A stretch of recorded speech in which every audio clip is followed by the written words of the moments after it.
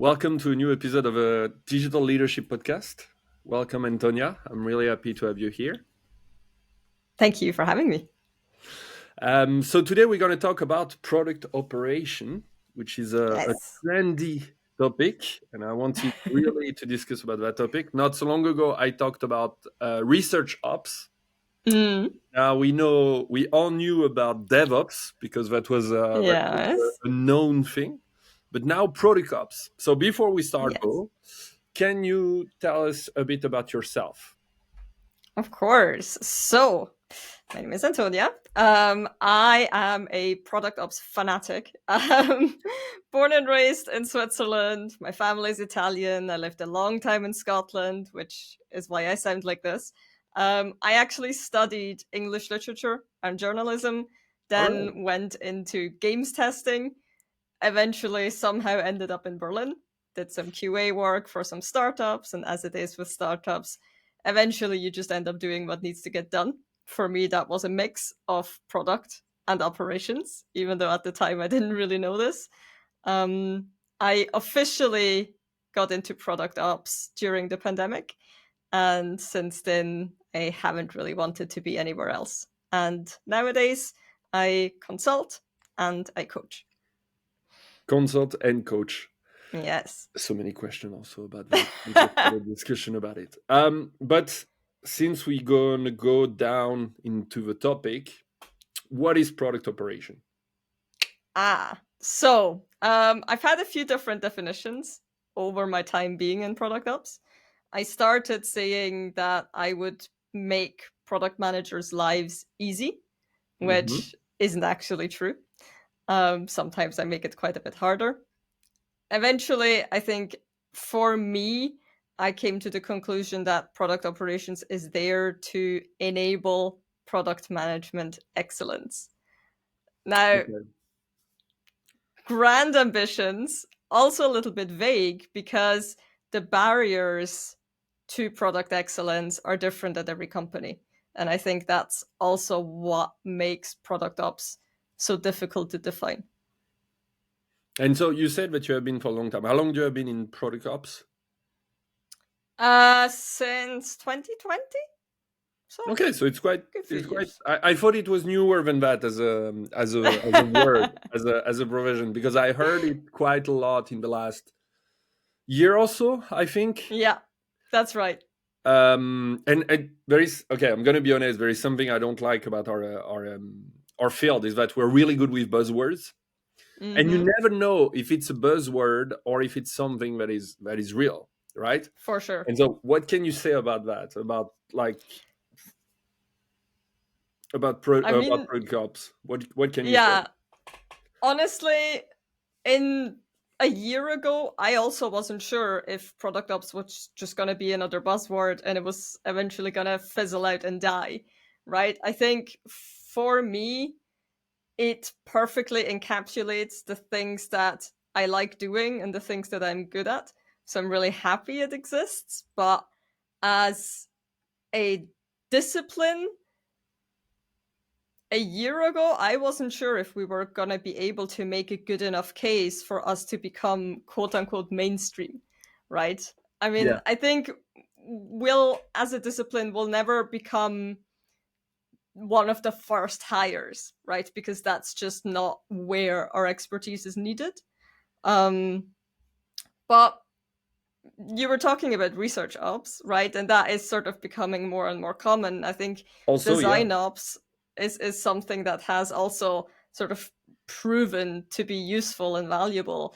And I'm hoping that product ops can follow in those footsteps as well.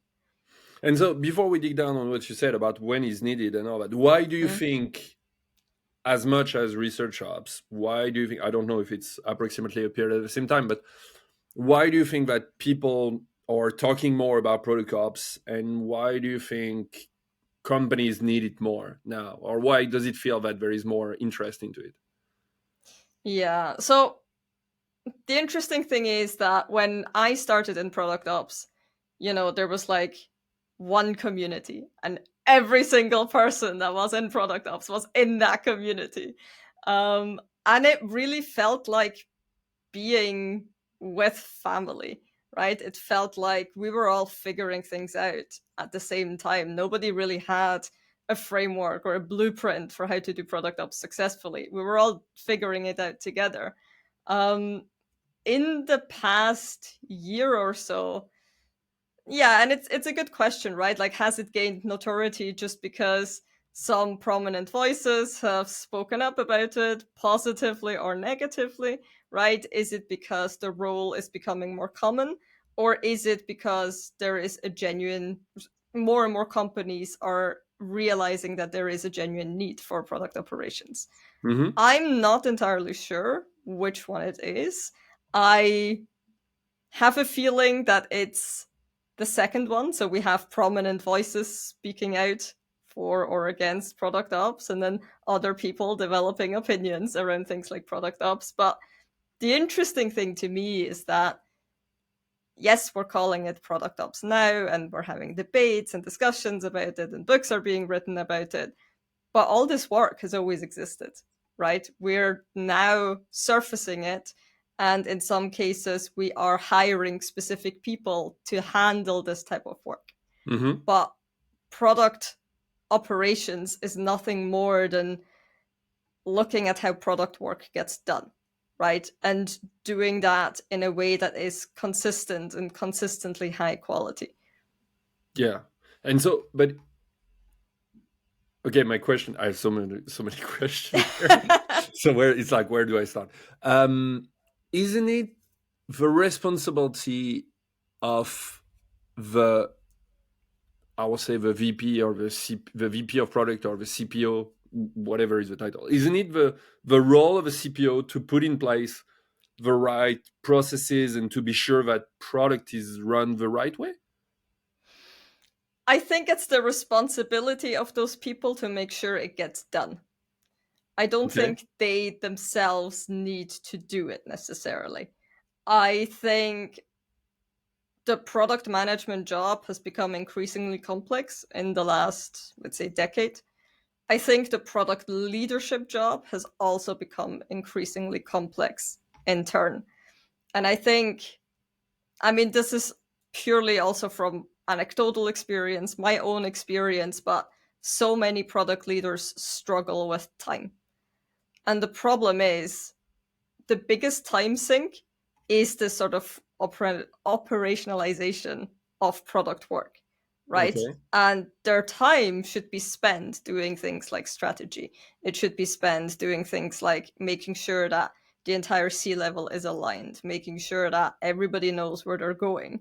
It shouldn't be spent on which Jira integration are we using? How are we disseminating our roadmaps, right? It shouldn't be spent on, oh, we're behind on our weekly newsletter. Let me chase up the other heads of product that should be doing this in the first place.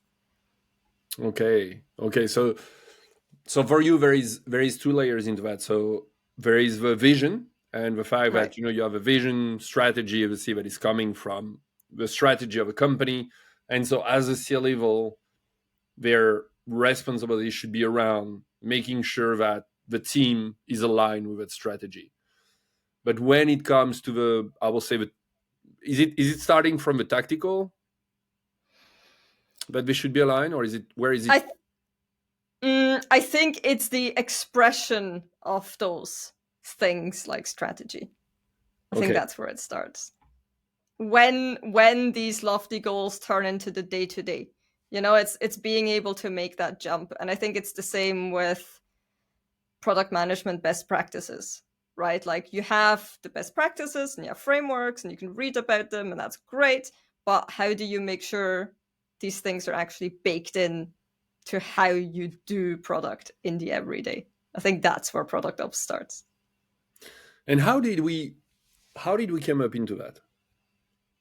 Because right now, when you look into it, there is a lot of discussion about the role of product Yeah. management. Obviously, everybody Hmm. heard Brian Chetsky. Yeah. I don't want to. Um, there is a lot of discussion about that, but there is a lot of people that are saying, and obviously we're in Europe, right? So we have a version that is different in product management Hmm. than in the US, in North America, For for sure. example. I will Yeah. even take North America because the US are influencing Canada and are influencing the Yeah. rest. Yeah. So we have a version that is different. But at the beginning, the product management was taking care of all that, right? Was like Mm. this role that was a Mm. bit in between, Mm. not totally strategy, but also, tactical and operational. But now it seems that, and I'm just making a deduction, since we need product ops, does that mean that product manager lost the operational side? Interesting. Yeah, it's hard to say. I think honestly, most product teams I've been in and interacted with rarely actually have the time to do things like discovery, right? And I think to me, that's the sort of biggest divide between North America and Europe, in that we are very much, I mean, this is a sweeping generalization as well, but I think broadly speaking, we are more risk averse. Broadly speaking, it's more comfortable for us to do tangible things, like take a solution that somebody else proposed and see that to completion and then pat ourselves on the back, right? We are not very good at going out there and discovering things, at saying, we were wrong. This is not going to work. Let's start from scratch, right? And I think in product ops, I'm there to make sure the support systems are in place to do that kind of stuff, right? I am there to make sure PMs have access to data, for example, right? I'm there to make sure that when they do speak to customers, they know what kind of strategy to employ, like what kind of tactic, right? How to get the questions or the answers that they're looking for. I'm there to help them evaluate what a good measurement could be for their particular feature or initiative. I will never make product decisions, right? I will never do that hard product work, actually, right? I'm just there to make sure this is the frame, this is your support system, right? You can do these things and do them successfully within your existing company structure. And I think, especially if that structure is not in place, it becomes infinitely harder to change it as an individual PM. Mm-hmm. And so, just to be sure I want to ask you more question, really, like about the Hmm? nitty gritty of product ops and what you Sure. do. What kind of company needs you? What is the size? You said like maybe not of a company, and obviously it takes a Yeah. time. What Yeah. kind of company needs you? So I typically very much resist from answering this question with an actual number. And I'll tell you why, right? I could say right now, if you have a company that has around 10 PMs, you should start thinking about product operations. That's not necessarily true, right? You might have 10 super experienced PMs who are on the ball. You might have them in a company that has scaled sustainably, really put those support structures in place anytime something like that came up. And that kind of company might not need product ops at 10 PMs. They might not need it at 20 PMs, right? They might inherently just have baked this sort of work into their existing structure, into their existing roles and responsibilities.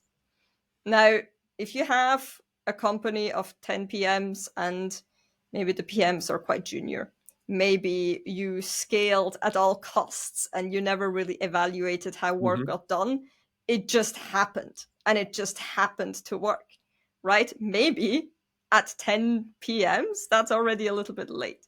So it's tough to really say this is the exact threshold. But I think 10 PMs, somebody should probably start thinking about, does this eventually need to become a full time role? Is this the sort of support we need? Also, thinking about, are we going through imminent changes, right? Are we going to scale rapidly in the next year?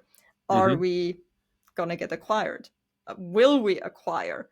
Will we lay people off, right? I think a layoff, any sort of big reorganization, is an excellent time to get somebody in to really take a look at those structures of how work got done and evaluate whether those are still the right structures.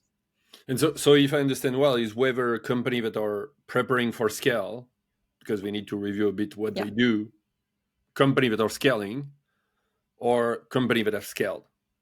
You're Yeah. not coming before like in a growth stage, I will say, like I mean, it's a growth stage that is after, sorry.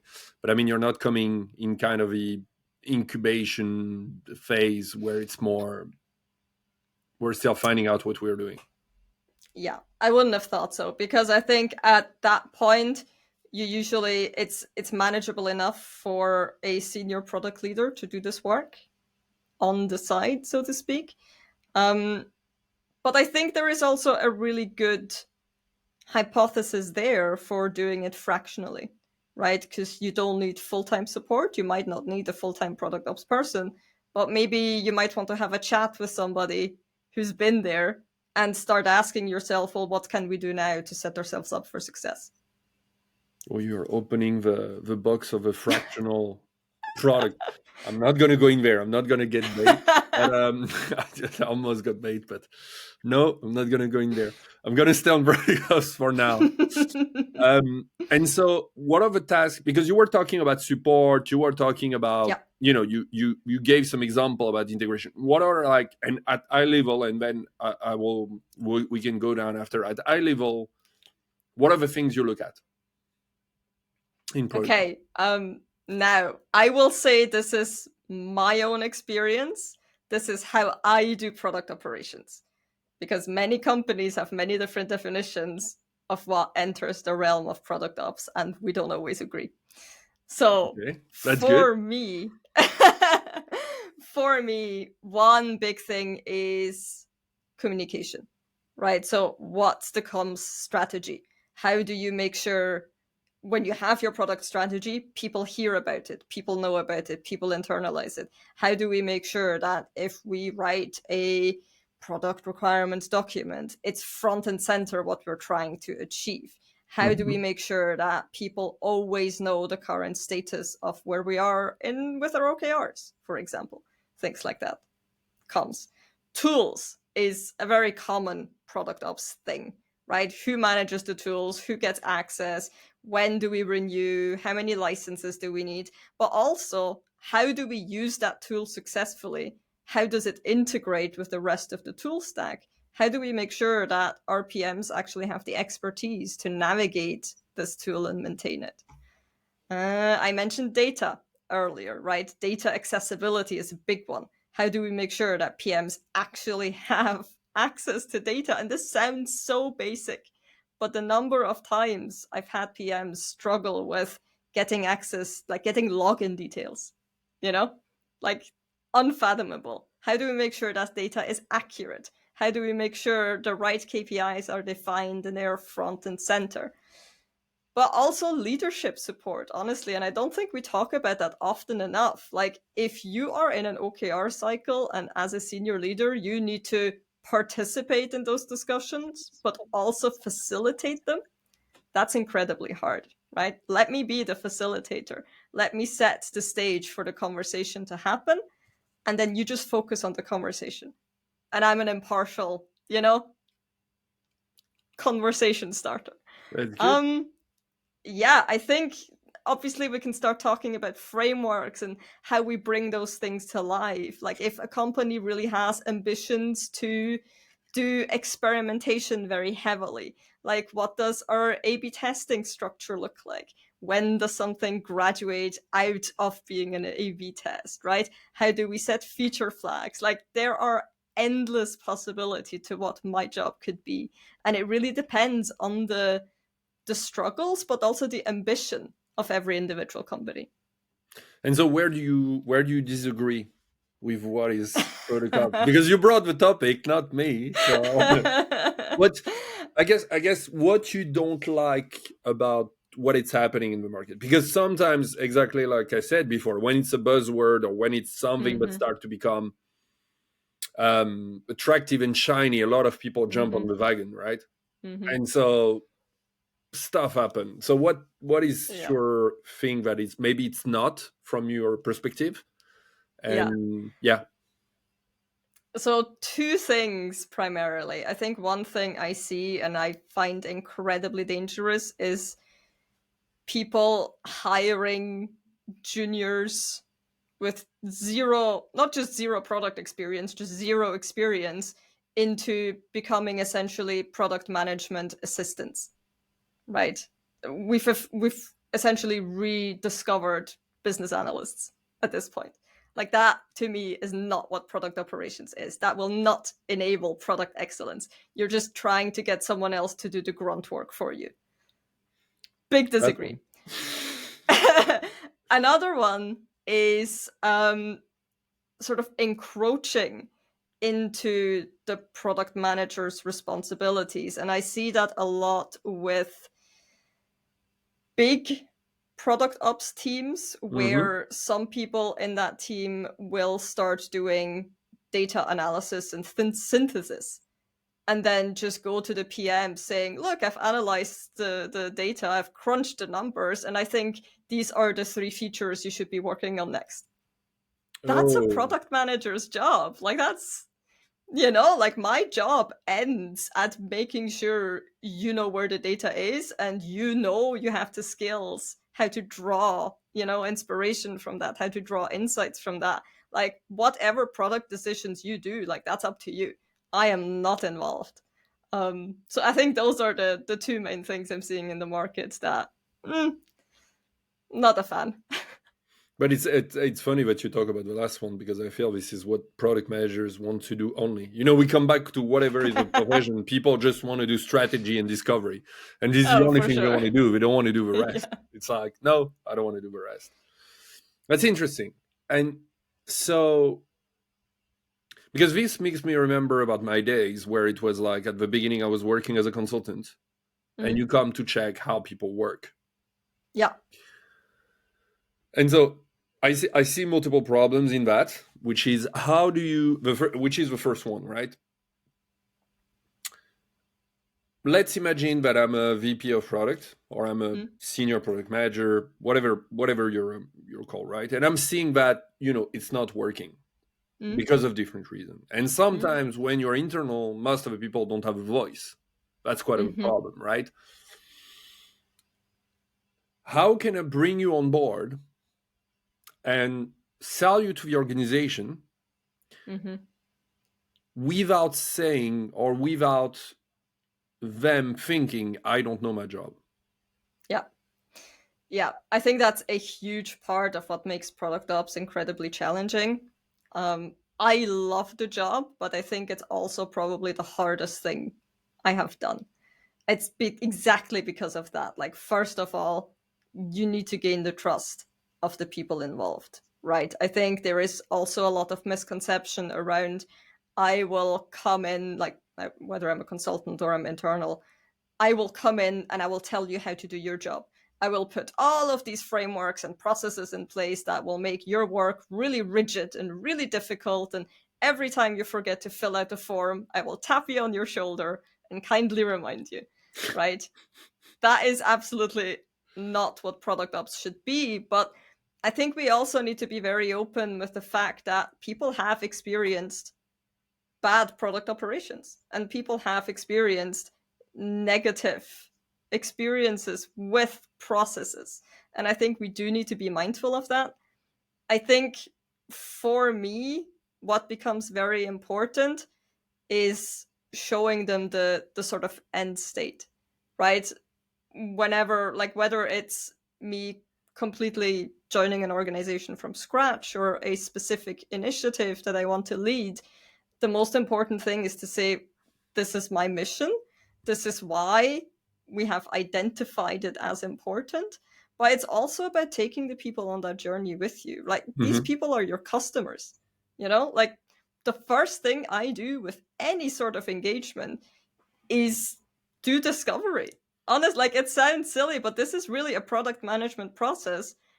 But my product might be a process. It might be a framework. It might be adding a new tool. It might be removing one. It might be a bi-weekly newsletter. You know? but the process is really the same. It's finding out what's wrong, figuring out whether that problem actually exists, and then testing solutions until you have one that's viable. It's quite interesting you talked about communication, because I feel this is where, when you said like, yeah, you do this document, nobody reads it. You have done a PRD. How can you be? I don't even do like, on my side, I don't even preach to do Yeah. PRDs, if I'm honest with you, because I feel that nobody reads them. So it's Mhm. like, oh, you have a grammatical error page. Cool. This is not what I'm looking for as a feedback. Um, it's quite interesting that you talk about communication, because it's a big part of our job, right? Huge. And so I'm leading towards, obviously, towards leadership, because you talked about it. Mm. But before that, I just want, like, um what does it look like when you go on a project like that? So what are the steps that you go through, and yeah, how do you intervene with people? Yeah, I think so. For me, the most important thing to figure out, first of all, is why I was hired. Like, why did somebody decide there is a problem and it needs to be solved with somebody like me? And what that problem actually looks like, and what their desired end state is, right? Like, what do you want to achieve with this engagement? And then I think if it's really me doing product operations myself, the second step is figuring out how the organization works, right? And figuring out whether what I was just told is actually true, right? Whether the people on the ground feel the same way, whether they feel that it is that challenge, whether it is a different challenge, right? It's really, really a discovery process. And then it's about finding the smallest thing with the biggest impact, right? And I think, especially when it comes to product operations, this is also change management, right? I'm asking people to change their behavior. And some will be really enthusiastic, maybe because they felt that pain really acutely, maybe because I happen to go the way they would have gone as well, right? Some people will be very resistant, maybe because they don't feel the pain, maybe because they feel like we're addressing it in the wrong way. And then it's really about making sure that I minimize the impact of that change as well, right? Because things still need to run, right? Like, we still need to develop features, right? Yeah. Whether we like it or not, that at the end of the day, we still need to keep running a business. We still need to keep making money.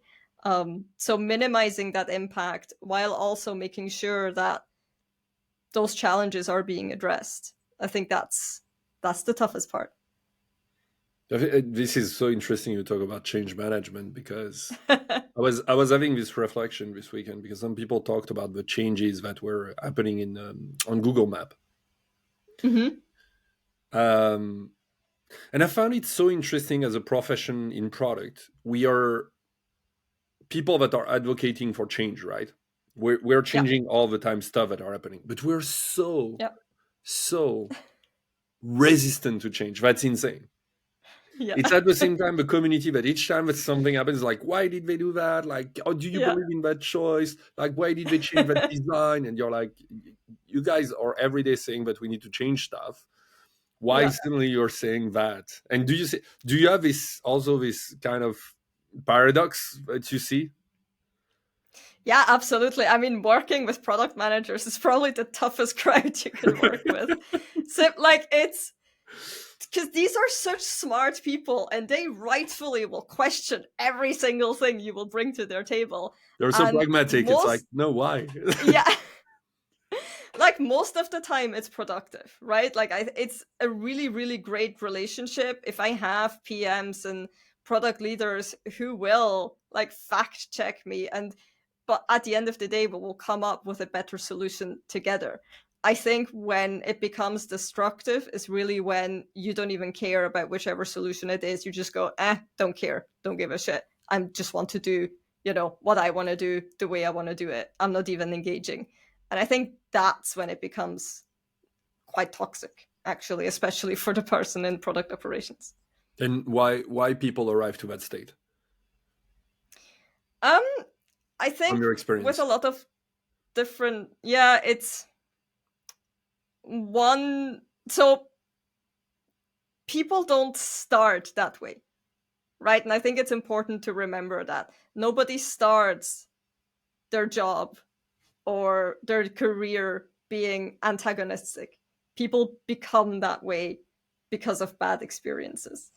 With product operations, I've seen a lot of resistance from people who are so overwhelmed.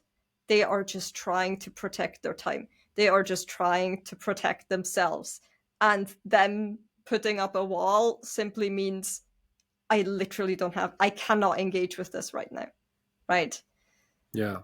Sometimes it also comes from people who were actually very passionate about this type of work and who maybe were doing it themselves before somebody like me arrives.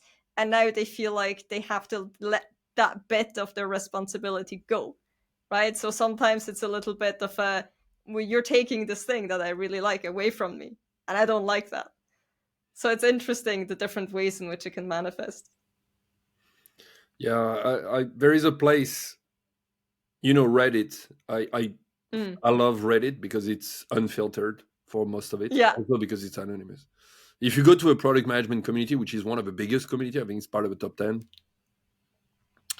it's quite interesting because regularly there is this post from someone saying, I don't know if other professions are like that, but when I read the posts here about product management, it seems really we have a really big mental health problem Yeah. because people seem to struggle in that job so Mm, much. Like they're complaining mm, all the time. People are saying like, mm. and you have some people answering saying, if I knew, I would not have done that job. Or if I knew, like Yeah, I went from being a developer to being a product manager, I went back to being a developer. yeah, yeah. And I think people don't notice that, but I don't know. It's really rare to have a right environment, the perfect setting, the perfect things that happen, because there is always For something sure. that comes into competition with your day to day, right? Mm. So I Yeah, it's understand. I understand. it's very interesting. I sometimes get the question like, I'm in product. I really hate it. Is product ops easier? Right? Like, oh, okay, I can still kind of be in Yeah, product, but I sure. don't have to be a product manager. And honestly, like, sure, I have fewer meetings, right? I don't have executives necessarily breathing down my neck about hitting my key results, even though I should have key results. Um, on the surface, I can understand why people think it's, there's less pressure. It's a less high stakes environment. Oh, you're just creating some frameworks or some playbooks for people to use if they want to or not, whatever. Um, but this human aspect, this change management aspect, this leading by influence, that's the tough part. And those are the things that you will take home with you. Like, especially if you are a product ops team of one, it's really hard to separate that kind of feedback, especially when it's very critical, right? As saying they're talking about the role of product operations, they're not talking about me as a product operations manager.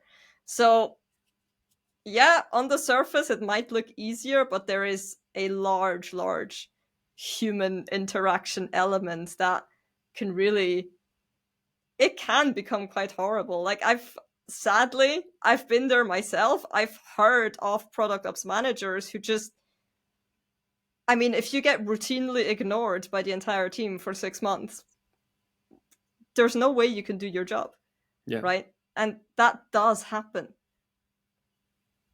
Is it fair to compare, because I just had this realization while you were talking, is it fair to compare the product ops to the engineering manager?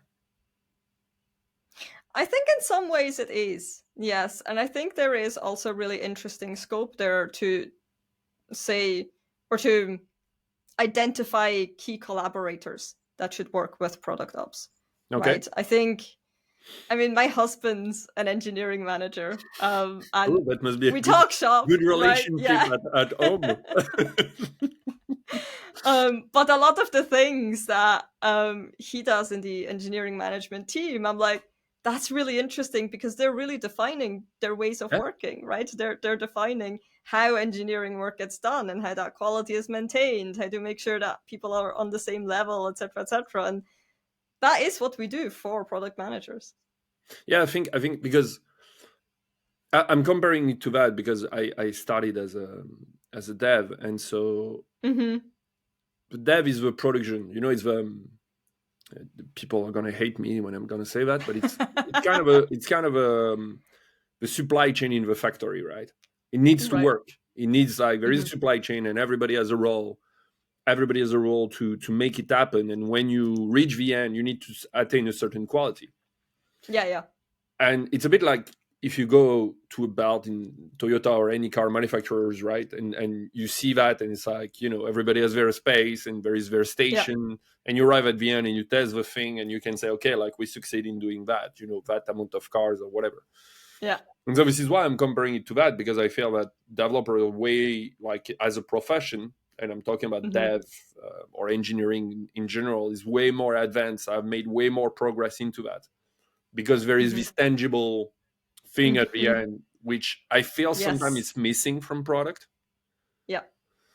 And people are often saying that, like, it's missing this thing where, for example, designers, like, obviously you have a design at the Yeah. end, or, Yeah. but what is the result of product manager? Is it something that you Yeah. see that is missing sometime in organization as an understanding, or? Yeah, and I think also that's why this idea of operationalizing that work seems almost foreign to a lot of people because like, no, we're here to ask questions. We're creatives, we're identifying opportunities. You can't operationalize that. It's like, well, yes, but it still needs to be comparable, right? We still need to be able to ask those questions in the right way. We still need to be able to understand how to synthesize opportunities out of those things that we learn and we manage, and we still need to be able to all go in the same direction, but it is very interesting that this kind of knowledge work or thinking work, right, it doesn't really lend itself to thinking about being operationalized. And so when I heard about product operation, I'm gonna be honest, I was like, what is this thing again? Because for me, it's really the job of a product manager. So I have trouble Mm-hmm. with what is said online, because I have a feeling that we're trying to separate too much the responsibility, of Mm-hmm. one person. And I understand that, in big organization and all that, you need to separate because there is so much that you have to work on, Mm-hmm. but it starts to be difficult. But obviously, we have seen, like, in the last year, that, the choice that has been made Yeah. are not necessarily the right ones. um, but don't you think also that the pressure that we get as product manager is also because we have this misunderstanding, of Misunderstanding of. of or not misunderstanding, but kind of this dream wish about what should be product management? I think in Europe that's definitely the case. I think I know, like, for myself at least, like my first product job, I was inconsolable because I had read and internalized all these things that obviously came from Silicon Valley and offered a very, very different reality. And then I entered the job market finally as a product owner, my very first official product job. And it was nothing like that at all. And half the time, I blamed the organization for it and I tried to change it, kicking and screaming, even though nobody was listening. Half the time, I blamed myself because it was like, well, maybe I'm doing something wrong. Maybe it's my responsibility to go out and do customer interviews, even though there's absolutely no way for me to do it without trying to convince 25 people to let me speak to customers. Hmm. So And it's now, who do you blame? um honestly, I think to a certain extent, I blame these books Yeah. for selling us something that doesn't really exist, or for at least not making it transparent that something like this doesn't exist.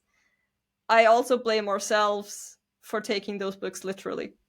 because I have absolutely nothing against product management literature. I'm still an avid reader, but we cannot take them at face value because it's aspirational, right? And that's fine as long as we know that it's aspirational, and as long as we understand that us not meeting the criteria in those books doesn't mean we are failing. It doesn't mean we have failed. It doesn't mean we can't get better, because we can get better. But saying that one thing is product management and only that thing is product management and all other things are not product management is just not helpful. I blame more the culture of a person, in general. What I mean by that is that I don't understand how, because you have worked in certain companies, because it gives you more voice. Like Yep. just the discussion that we were having about the role of a product manager. And it's funny when there was this big thing around what was product management, what was not, when they changed at Airbnb. Yep. There is some people, again, on Reddit, this is why I recommend really to go there. They were in the US and they said, like, no, our company doesn't work like that anyway. Yep. We had the role of product manager, but maybe it's like Europe, because some people were asking the question how it is in Europe, because people were like saying directly Europe is not like that at all. And so some people were like saying, yeah, I'm in the US and it's not like that either. It's only in Yeah. those big companies that maybe you see that. And again, Yeah. I'm not totally sure we see it. So the question is really where it is. And so this is why I Yeah. blame the culture of a person, because it's like, it's quite interesting that we came from, from companies that were supposedly startup that wanted to be against the corporate, world and all that. And those startup became like to share to everyone what they should do. And then after that you have some truth, like for example, when there was like the Spotify model about how they were running squads and all that, and Yeah. finally someone came out by saying we never run squad like that. Everybody was like, what? Everybody was taking Yeah. that as an example for years, like, oh yeah, this is how we should run squads. And we're like, yeah, we never did that. Yeah. So it's Yeah. quite interesting with that. So Yeah, I think it's the whole issue with the whole issue I have with product management frameworks, right? I always felt like there was this missing piece. It's like, great, this is the theory. I understand how this might work, fantastic, but how does it work for my company? How does it work in my context? How does it work with my company size, with the expertise that we have, with the access to customers we have, etc., etc.? And bringing that theory into practice is really what I want to do with product operations, and which is why I find it such a compelling space to be in, because it's like I'm supplementing my own missing piece in the past. and so how do you link that to leadership? That's an interesting point. So I think now, obviously, as somebody in product, I have my own ideas about what a good product development process looks like, etc., etc. But again, I think as a product ops person, I'm not the person to make the decisions, right? I'm not the person to make the decision what good product at this and this company looks like. I think that's a leadership decision. I think it's one that product ops can facilitate, because I think a lot of the time people don't even really ask themselves, right? And if I can come in and the first question we work on together is, what kind of company do you want to be in 3 to 5 years? Right? And then understand, what do you need to get your team there that doesn't exist right now? Then I will have done my job successfully. That's good. I quite like it. And I have I think it's a good and before we change to the next question that I have from Vivek from last week, what do you feel is missing in the leadership from what you're seeing? Time, a lot of the time. And I think it's also just there What is so much pressure okay. on product leaders to perform in all avenues, right? And this is exactly why I'm saying the responsibility lies with product leadership to make sure things get done. They don't need to do it all themselves, right? And it's really, if I can make a leadership person's life. Like, if they can work 40 hours instead of 60 hours a week, I would consider that a success, right? And it's not so much me being a leadership assistant, but it's really, again, more being an enabler and seeing what things can be outsourced to other people, to other roles and responsibilities. It's an incredibly tough job, but it's an incredibly demanding job, especially now as things are contracting. Tough decisions need to be made. Sometimes we need to pivot entirely, right? It's not easy to be a product leader. And I think just as there is a kind of mental well-being issue in product management, it also exists in product leadership. So I think being aware of that and being aware that you don't have to do it alone would be a great thing. Yeah, yeah, I truly believe that. I truly believe that. Which leads us to a question from Vivek, because Mm-hmm. it's especially with what is happening now and everything. Yeah.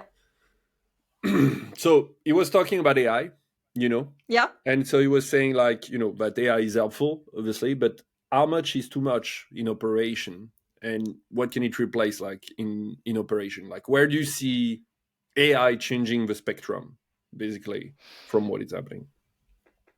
Um, so as far as product ops is concerned, I'm seeing a lot more AI assisted tools come out, especially when it comes to synthesizing qualitative feedback, things like that.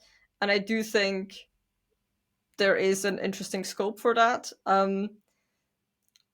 I find it hard to find AI applications in product ops far beyond that.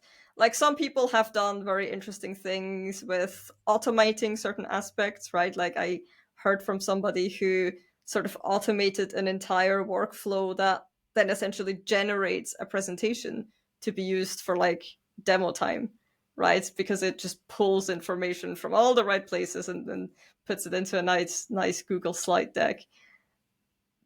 Stuff like that is interesting, but I think still we go back to this issue of product operations being change management, right? Mhm. And it's really relying on good discovery of the problems at hand. And I'm not sure how much we can automate away these aspects, right?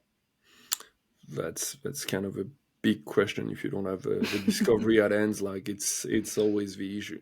How much do you ask the question? I don't know if you ask this question, but since you participate in that, and since you're opening the subject in discovery, how many times do you ask the question, what is the problem we're trying to solve, or a variant, Mm-hmm. or For do in my own work? no? Yeah, in product operation, because you since you're looking at the process, right? Do you ask that question Yeah. at all, or you're like, I personally do, absolutely. Like, to me, that is the basis of good product operations. I think not everybody does, right? And again, I think it's the difference between being a decent product management manager and excellent product manager. I think the same in product operations. Like, does this problem exist? Does it exist the way I perceive it? Is it acute enough for me to do something about it? Is it acute enough for me to do something about it now? I think those are the first four questions I ask myself with any new engagement. that's cool. I like this. I like the asking those questions. Okay, so I'm gonna ask you I'm gonna ask you the last three question Okay. that I've generally for people at this time.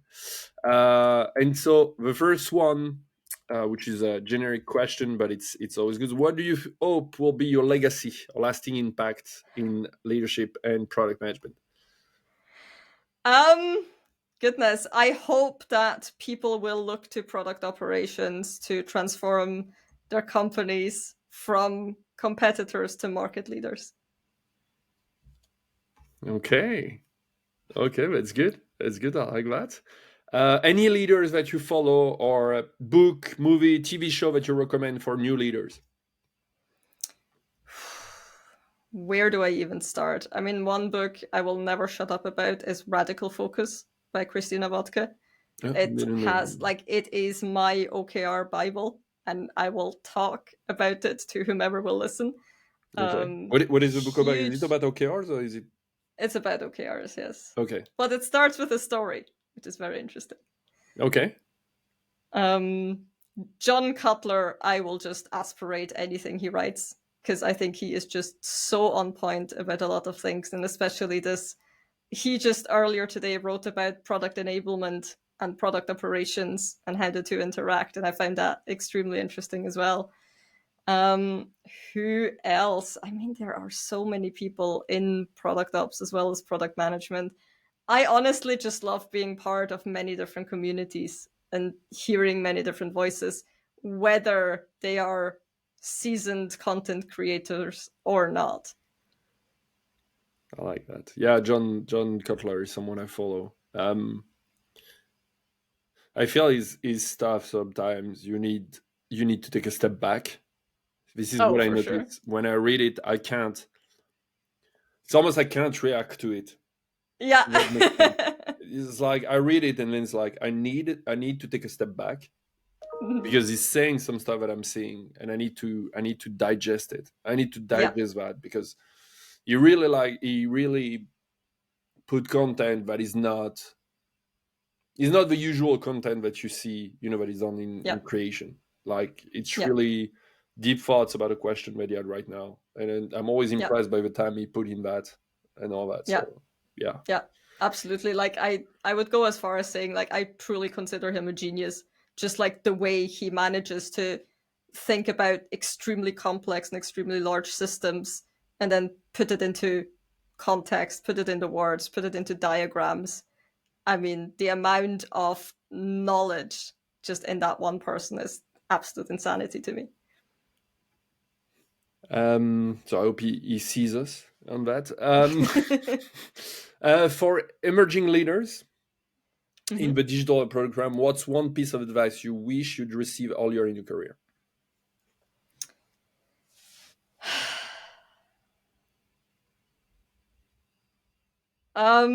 There's so many things. I think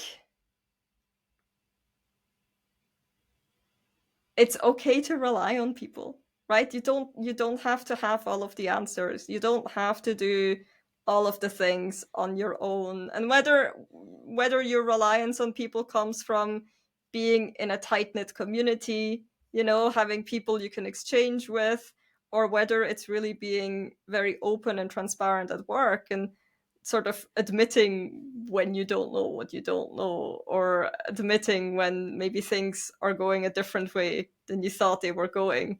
But I think this sort of need to feel, or this need to look as competent as possible to the outside world, can sometimes prevent us from really actually doing really great work. And why, because I didn't ask you, I think I didn't ask you this question, but why you changed from being product manager to why you didn't continue being a product manager? Because product ops, that was honestly the stuff I always loved doing the most. And I always thought that I had to become a product leader in order to do these things. I thought this was the kind of work reserved for people with 10, 15 plus years experience. And I was just so happy that I could use all of my unique skills that make a good product manager, but I think make a very good product ops manager, if I may say so myself. And I can really hone in on all of these things that I find exciting, but I also find important. Oh, I like that. I like that. And so, what will be your question for the next person? Oh, excellent question. That's your Do I time. know? Do I know who it is? I'm not sure you know him. I'm not sure Do you. you know broadly the topic? We're going to talk about product. He's a teacher. He's a teacher also of product management at university. Okay. So it's going to be interesting Oh, very to see interesting. that. Um, Yeah, I almost okay. don't want to say Let's. the person because it's like it's always like that way. Because sometimes when you say the person, you think about a question that fits this person, Oh, and you right. don't Yeah, want to yeah, be. yeah, yeah, yeah. So yeah. Okay. How can, since they are teaching, how can somebody with no prior experience apply product management best practices in real life without being a product manager? How can somebody with no experience in product management can Hmm. apply with skills, right? Hmm. Product management best practices. That's an interesting question. That's an interesting question. Do you believe you can be a product manager as a first job? I wonder. I would like to, since you're in operation, you're opening the topic, um, so I'm just curious. yeah, I think you can. I think it takes a lot of time and dedication, and I think it takes a lot of self-learning initiative. Um, but I think you can. 'Cause I think honestly, product management is nothing more than a framework for solving complex problems. Except there is human involved. That's the most complex problem of all. On my side, I truly believe that you can't do that after university. I think Interesting. it's just too much. It's just too much. Mm, Being a business analyst, sure. Being a like whatever role underneath, like why not? Where you have less responsibility. But just because of a human side, you need to know so mm, much about yourself that it's really hard mm, mm, to be. And I think this is why you're seeing the problem right now is that there is a lot of people that I'm maybe I'm the only one having this opinion, but it's when you get older, you understand more and more like human like mm. spirituality and For all that. sure. It Yeah, comes. yeah, yeah, yeah. I don't know why it comes with age. And guys, it comes even later than women's side. Uh, and I truly believe that if you go after university, you don't know enough about that to be able to manage it sometime in certain organizations. So I guess it can destroy Mm. you almost. Oh, absolutely. Yeah. But I think that's why we have a lot of issues in product management. Like, I think a lot of us don't take that aspect seriously enough. That's why it's an interesting question. Just that it's a topic in Mm. itself. Absolutely. We're reaching the end. Okay. It was unfortunate that it was not live on LinkedIn, but it will be followed soon. It will be followed soon on YouTube, and I will repost it. That's for sure. That's for Excellent. sure. I hope we will get some question. Before we part away, where can people find you? LinkedIn, probably the best place. If you're in Berlin, I am most likely at one product meetup or another. I also am relatively active in the conference circuit, so I think there's quite a few places you can meet me. When is your next conference and where? Do you know? Actually, I am very wide open as of right now, so I will let you know as soon as I can. So you're looking also for conferences. Yeah. Okay. Now I thought we had an idea on where to find you next. To find you next. I just completed 4 conferences this year, so if next year will be a little bit leaner, I think that will be quite all right. Okay. And do you like going to conferences like that? Do you feel like it's a good aspect to provide the knowledge about product ops and all that? Do you see a difference? Yeah, I really enjoy it. But I enjoy speaking. I think it's a fun thing to do, but I also really enjoy just getting to know people, and I enjoy all of the things that happen in between the talks, I think almost more than the talks themselves. Look, it was amazing to have you. Thanks a Thank you lot so much. for this podcast. It was great. Do you want to say one Yes. last thing before we depart from the Digital Leadership Podcast?